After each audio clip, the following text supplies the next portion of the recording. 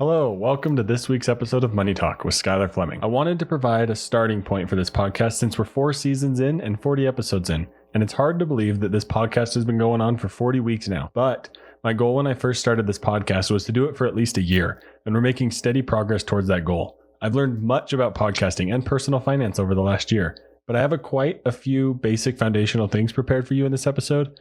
And I have some things that don't have to do with money, but impact your money, as well as some very actionable items. And I'm excited to wrap a lot of foundational topics into this episode so that there's a good starting point for people to share with their friends. So make sure you share this episode with your friends and get to talking about money. But the money talking points from today's episode are: how can I start talking about money with others? What financial struggles are you having and how can I help? What foundational topic resonates with you?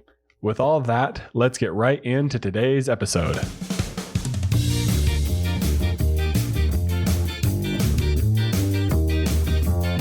You know, we don't talk about money enough. It is a topic that gets ignored for some reason, even though it plays a role in everyone's day-to-day life. Well, this issue is what brought Money Talk to reality.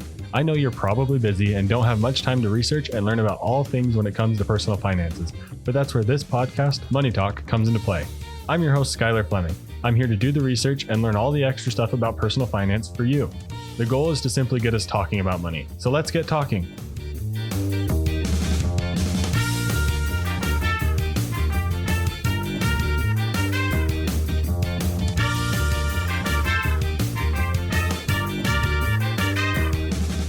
This week, I'm going to be giving you an overview of what this podcast is, as well as a few other basic financial principles that are a great place to get started with your money talk. So, what is this podcast? Well, I started Money Talk with Skyler Fleming because I saw a gap in the market, so to speak. All the personal finance bloggers, YouTubers, podcasters, and companies want to tell you how to handle your money, whether it's charts, percentages, or all sorts of other things, which is all great and has its place. But I think the next step towards helping people with their personal finances is just simply a conversation and a further look into the behavioral things about money. That's what I'm trying to accomplish with this podcast, opening up a basic financial conversation so that you can have conversations with your friends, significant others, and peers, and really everyone. I think one of the key things for everyone to do better with their money is to simply get talking about it. Have a conversation about what you're struggling with when it comes to money, or what you're doing well when it comes to money. We learn best when we talk to each other, and we don't let the people who are just trying to make money off of us teach us how to handle our money. That doesn't really make much sense. So, what is this podcast trying to do? Well, I'm trying to provide general opinions and discussions around financial topics. That way you can take the key points or the money talking points from each episode and have a conversation with those around you. And then we can all get better with money together by talking about it more. But next, let's talk about where you can get started and the key topics we're going to cover in today's episode.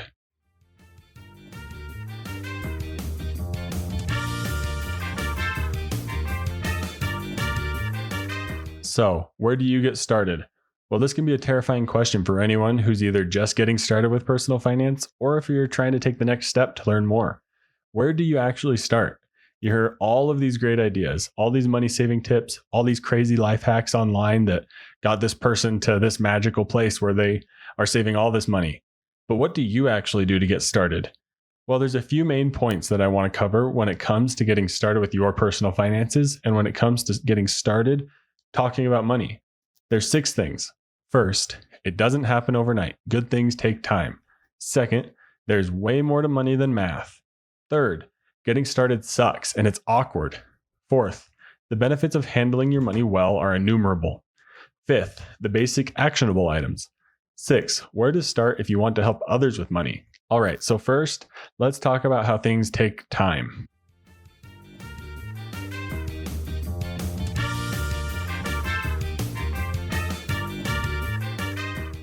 Well, it doesn't happen overnight, and good things take time, and this especially applies to your money and getting better with money. But first, if you've never heard of the 1% rule in the British cycling team, let me tell you briefly about the story.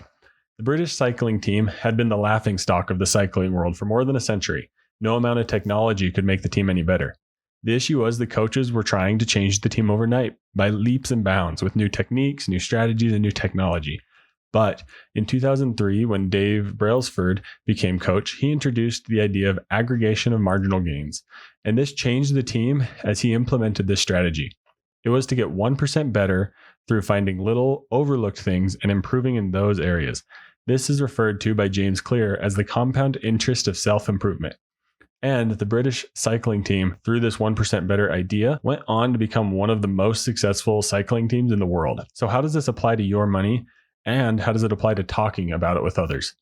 Well, don't expect first to fix your financial situation in one conversation or one night or one idea. It takes time. Don't expect to have some sort of grand revelation in every single conversation you have about money. Growth happens in small increments and over time, not from one single conversation about money. This also really applies to any other area in your life. Things don't just happen overnight.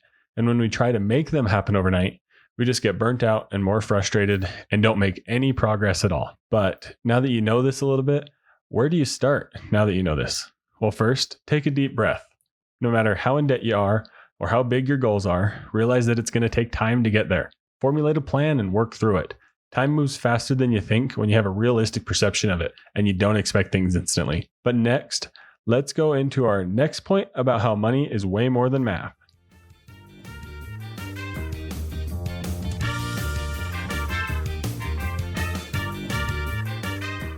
So there's way more to money than just math.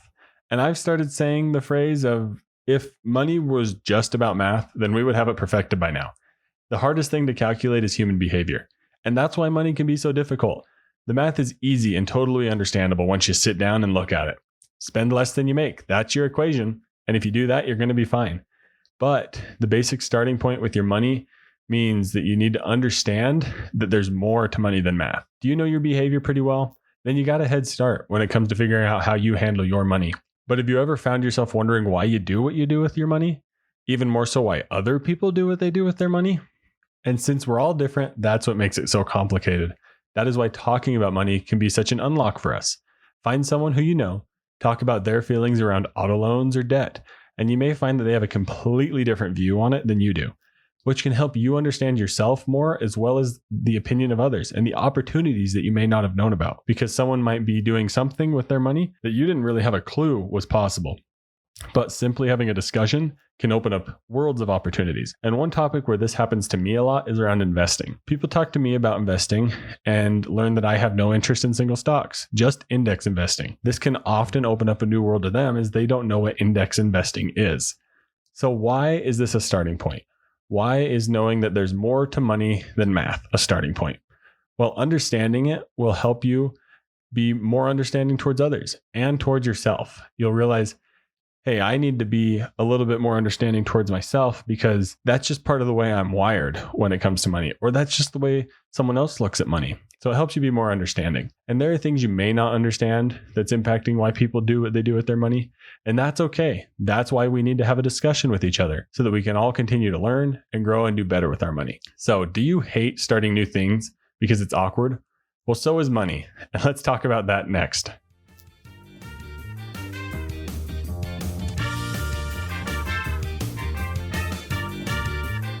Well, in case you haven't realized it, getting started sucks, and it can be awkward. Just like starting a new job can be kind of tough. Starting a new hobby can stink because you aren't very good at it. Trying a new sport you've never played, that's super uncomfortable. So why then do we expect everyone to be good with their money right out the gate?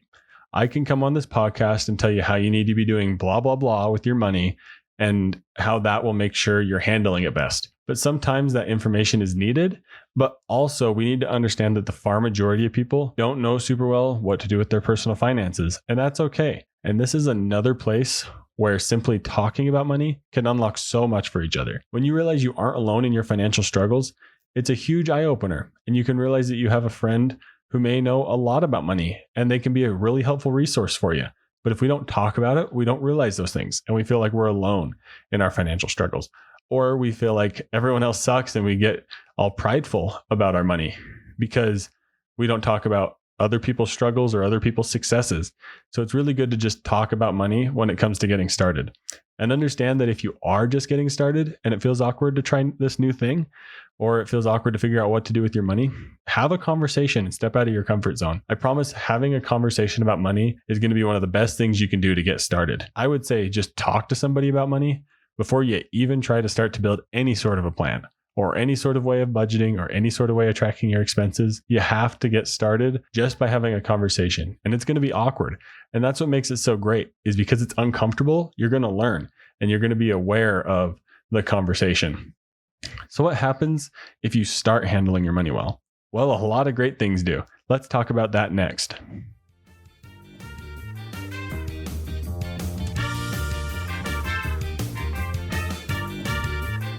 The benefits of handling your money well are innumerable. When you start to find your groove with money and you have a few months of success behind you, the benefits you start to feel are great and incredible. You feel so free and open to new opportunities. You feel better at work, school, or whatever you do, because you know you aren't chained down by the burden that money can put on you.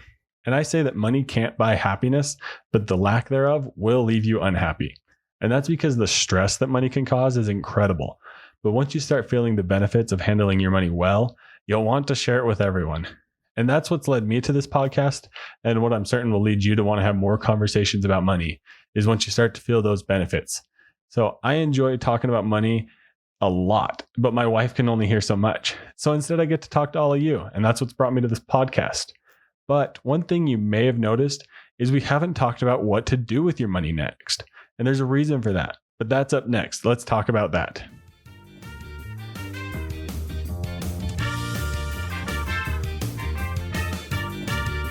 All right, what are the basic actionable items? So I hope you've noticed so far that none of the basic starting points have been around what you actually do with your money.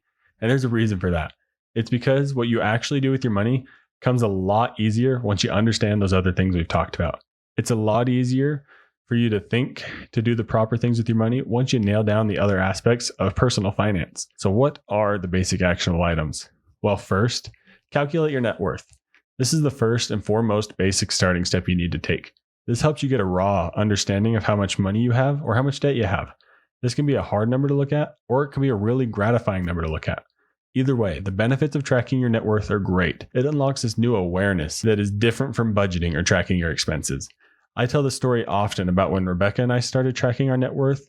We suddenly started to see it grow way faster than we expected, just because I think noticing the number gives you more motivation to say, hey, look at it go up. Wow, look at it go up again. It keeps going up. And then it becomes a lot easier to spend less than you make, which is our second point. And this one should be simple, but it always has to be stated for its importance. You're never going to get ahead and become wealthy if you spend more than you make. But automation, how can this help you? And this is another helpful basic step. Ask your work to direct deposit 10% of your paycheck into a different, unseen account, and then figure out how to live the rest of your life on the rest of the money. And this can be a good trial run towards saving towards retirement when money is actually out of your hands until retirement. But automation can be the unlock. People need to actually do the things they say they will do with their money, like pay yourself first. You can easily pay yourself first by automating your direct deposit to go into a different account. Next is tracking expenses. Tracking expenses is that next unlock after tracking your net worth. This allows you to really fine tune and see all the places you're spending your money. It's going to give you a quick reality check no matter where you are in your financial journey. If you're not currently tracking expenses, start doing it. I promise you're going to see something you probably didn't want to see, because you're going to realize you're spending more money in one place or one category than you realized. But the last basic actionable item is an emergency fund. It's a basic need. Most people got this reminder when the pandemic started. And if you need another reminder or a sign to start your emergency fund, let this be it. Your emergency fund may never be needed, which would be awesome, but it will save you when you do need one. And another thing that I'd like to recommend is a basic actionable step towards getting started talking about money. And you can find my guide and my 7 steps on getting started with money, the 7 money talking points, at moneytalk.skylerfleming.com/resources. So do you like money? How can you talk about it and help others? Let's talk about that next.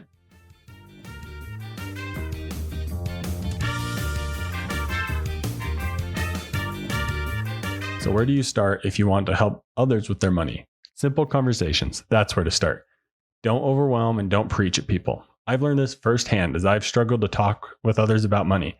I would bombard my family and friends with to-do lists and information about how they need to handle their money and how they need to be doing this right now and how this is the best way they should be using their money.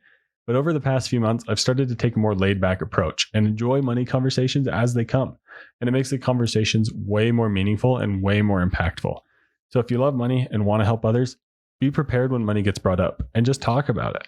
Talk about and have a conversation, not just a one-way street of preachy to-do lists of saying, yeah, you need to be doing this with your money. You got to be doing this and this and this and this and this and this and this. And it just picks up pace and they feel overwhelmed and then they don't really want to talk about money anymore. So keep the conversations laid back, keep them simple, and keep them both ways. Have people ask questions, ask them questions, try to get their story, like have a laid back conversation about money and then they'll keep happening. And that's how you can really help others with money. But let's wrap up today's episode.